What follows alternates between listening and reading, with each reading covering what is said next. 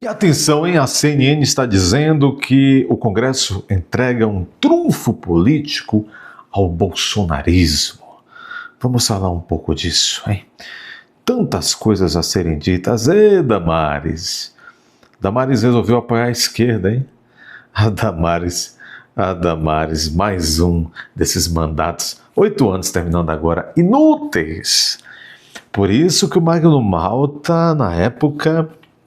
Veja, gente, a Michele Bolsonaro, ela fez umas indicações, ela arrumou umas tranqueiras para cima do povo brasileiro, hein?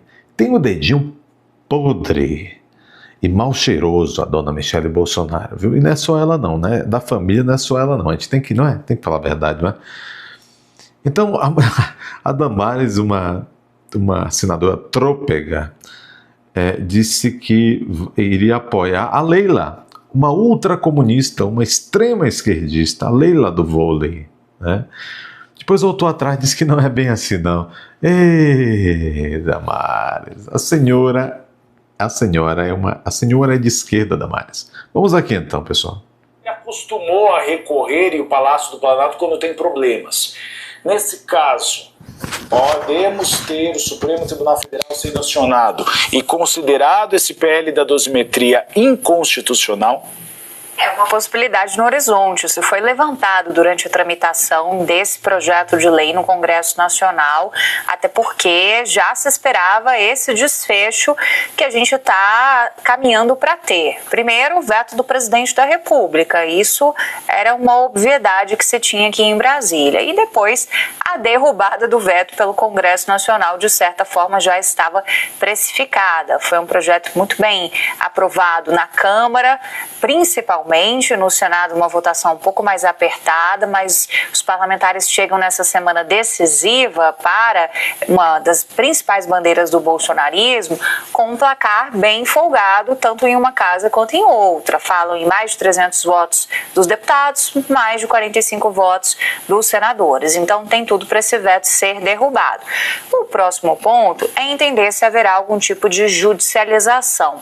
Agora, o próprio Supremo, e a gente falou tanto sobre esse assunto, né, Uribe, ajudou a costurar essa saída. Vamos lembrar quem era o relator na Câmara dos Deputados. O deputado Paulinho da Força, que foi escolhido para a missão justamente porque ele tinha muita interlocução com ministros do Supremo Tribunal Federal.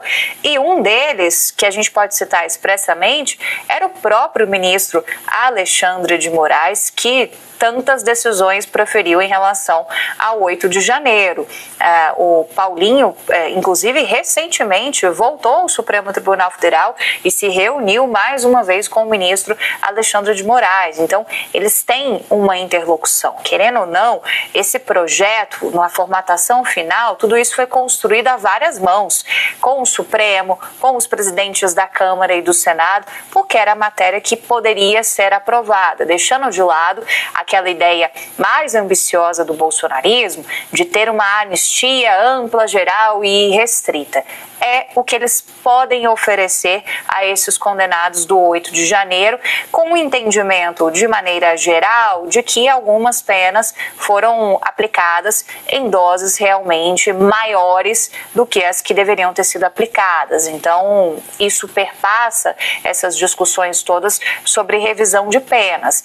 E a partir daí, né, do momento em que a gente tem isso valendo com força de lei, aí é caso a caso que passa a ser revisto. São as defesas que vão ter que acionar o Supremo Tribunal Federal para pedir essa revisão das penas, né? A gente está falando de dosimetria, uma redução das penas, mas quem define isso é a Justiça, não é o Legislativo, é o Judiciário, que a partir do momento em que isso tem força de lei, aí sim, se provocado, pode fazer essa redução nesses casos do 8 de janeiro.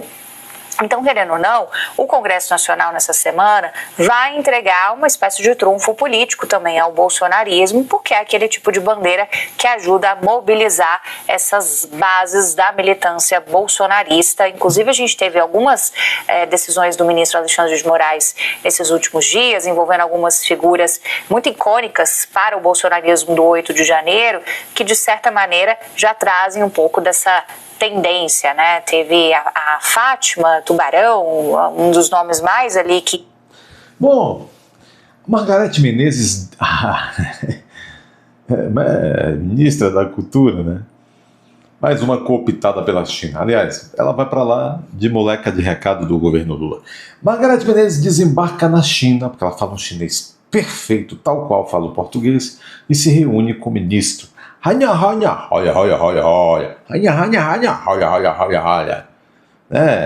É o diálogo lá. Ministra da Cultura ficará 6 dias no país. Interessante que todos os asseclas do Lula, os pomos correios que vão para a China, ficam lá pelo menos uma semana. Ministra da Cultura fica 6 dias no país. A agenda tem encontro com conglomerado de mídia em Pequim e festival de jazz em Xangai. Esta proximidade do governo Lula com esse conglomerado de mídia em Pequim, conglomerado de mídia estatal, faz parte de um grande estratagema para controle das redes sociais aqui no Brasil e da comunicação. Eles acham que eles vão continuar no poder em 2027. E talvez continuem, porque o brasileiro se tornou assim uma espécie de tonto eterno. Nos tornamos inimputáveis. Não conseguimos resistir aos maus. O que nos torna indignos, né? A ministra da Cultura do Brasil, Margareth Menezes, embarcou nesta segunda-feira 27 em Pequim, falando mandarim,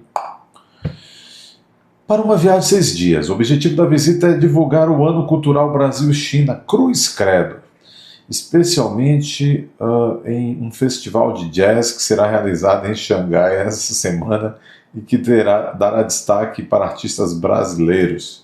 Vamos lá comer alpiste. Mais cedo reuniu-se com o ministro da Cultura e Turismo da China. Na agenda também consta uma reunião na quarta-feira com a China Media Group, maior conglomerado estatal de mídia da China, e visitas a pontos turísticos. Vai turistar com o nosso suor.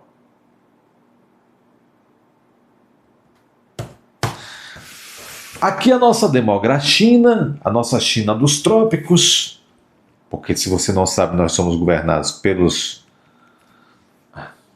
Vai muito bem, obrigado. Não é isso? Vai muito bem, obrigado.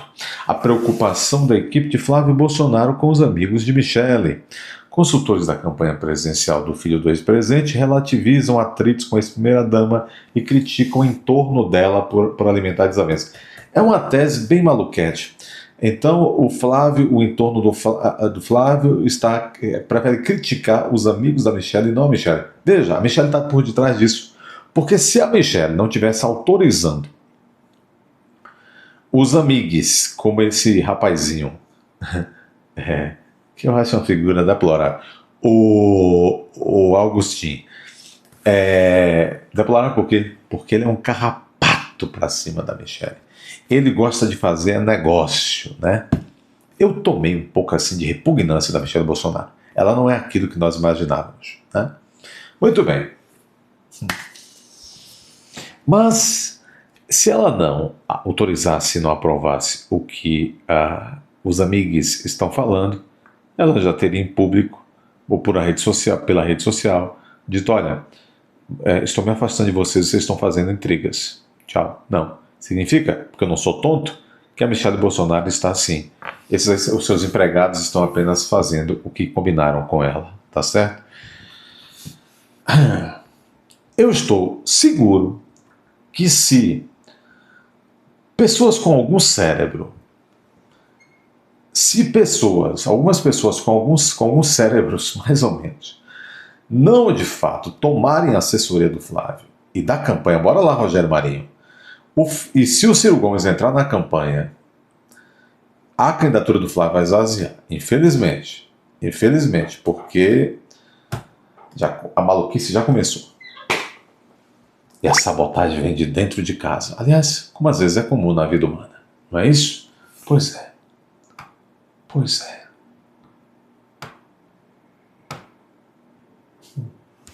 Virou a Damares? A Damares dizendo que iria apoiar a Leila do Vôlei, a reeleição, uma extremista de esquerda. É para isso que a Michelle Bolsonaro fez com que vocês, eleitores do DF, votassem na Damares há 8 anos. Para a Damares chegar agora e tirar a máscara de suposta conservadora e apoiar a Leila do Vôlei, uma ultra esquerdista. Aí teve uma repercussão péssima. Ela falou: não, minhas candidatas são Michelle e Bia Kicis. Meu Deus. Com o tipo de gente desse no entorno de Bolsonaro, teria como dar certo? Deixe o like aí, inscreva-se, confira a sua inscrição agora. Vamos, compartilhe, comentem. Se aparecer o botão hypar, já sabem.